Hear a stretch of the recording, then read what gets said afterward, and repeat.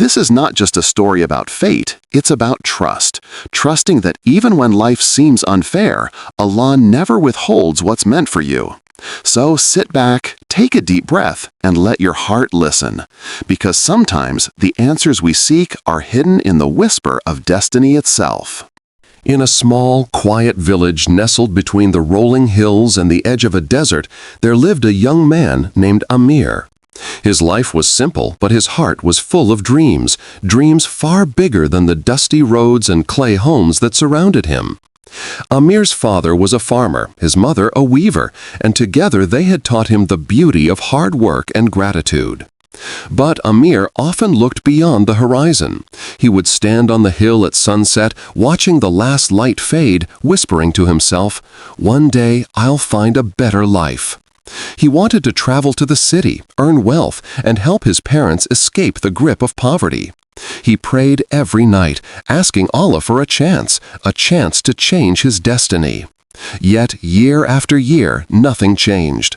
Opportunities passed him by, merchants came and went, and Amir remained in the same village, tilling the same soil. Inside, a quiet restlessness grew. He began to wonder, maybe Allah has forgotten me. But Allah never forgets His servants. He simply writes their stories with wisdom, not haste. One evening, as Amir sat by the old well, an elderly traveler approached. The man was weary, his clothes dusty from the road, but his eyes were bright with calm. He asked Amir for water, and Amir gladly offered him a cup. The traveler smiled and said, "You seem troubled, young man." Amir hesitated, but the words spilled out, his longing, his frustration, and his feeling of being stuck. The old man nodded gently. "You believe your destiny hides in the city, but sometimes destiny finds you in the very place you stand. What's written for you will reach you, not a step too early, not a step too late." Amir smiled politely, but deep inside he didn't believe it. How could he? Every door seemed closed.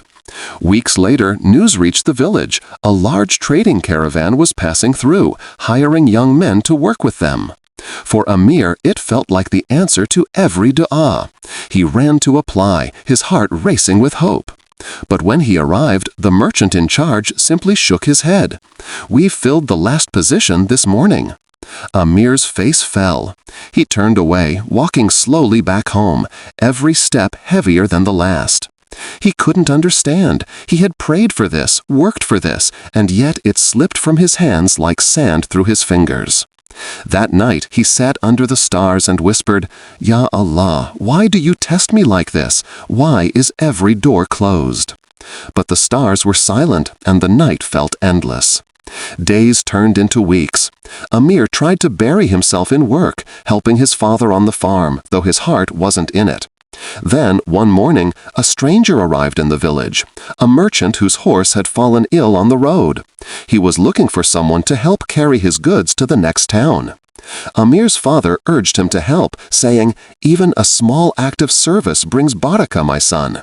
So Amir agreed. He spent 3 long days helping the merchant.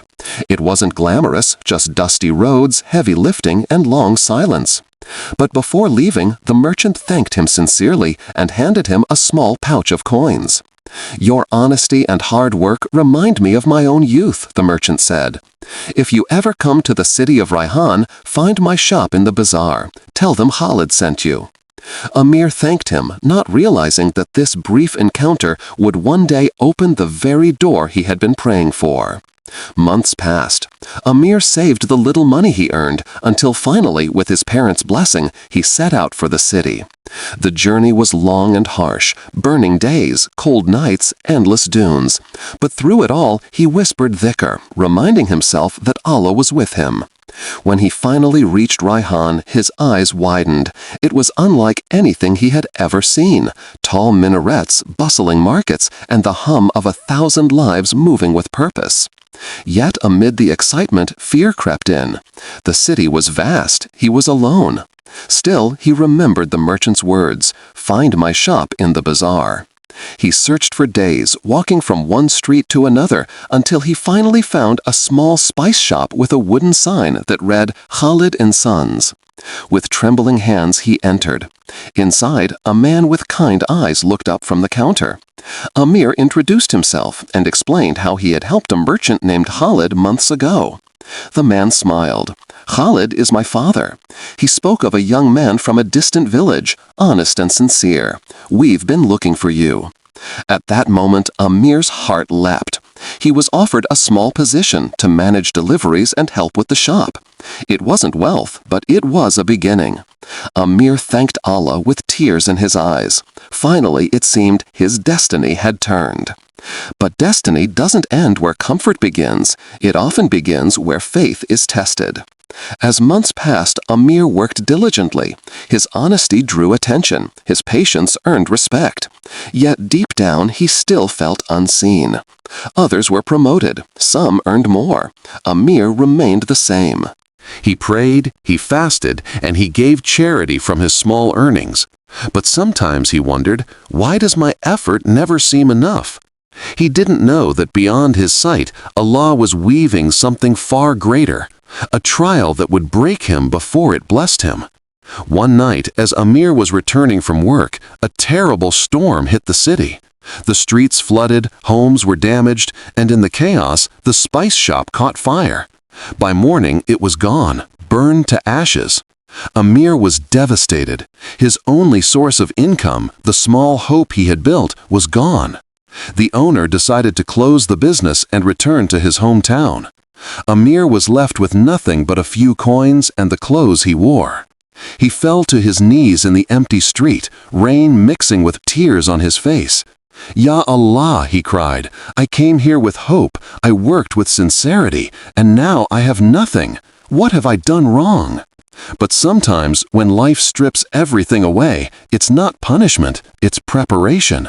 For in that moment of despair, Allah didn't know that Allah was guiding him toward the very path he was meant to walk, a path written for him long before he was born.